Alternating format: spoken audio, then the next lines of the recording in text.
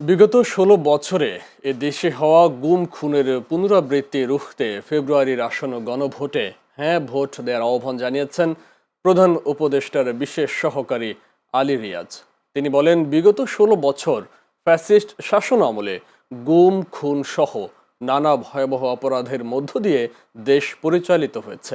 ভবিষ্যতে যেন এমন অপরাধ আর না ঘটে, সেজন্য আসন্ন গণভোটে হ্যাঁ ভোটের পক্ষে অবস্থান নিতে হবে এবং জনগণকে উদ্বুদ্ধ করতে হবে। আজ বরিশালে গণভোটের প্রচার ও ভোটার উদ্বুদ্ধকরণের লক্ষ্যে নগরের বেলস পার্কে আয়োজিত বরিশাল বিভাগীয় ইমাম সম্মেলনে তিনি এসব কথা বলেন।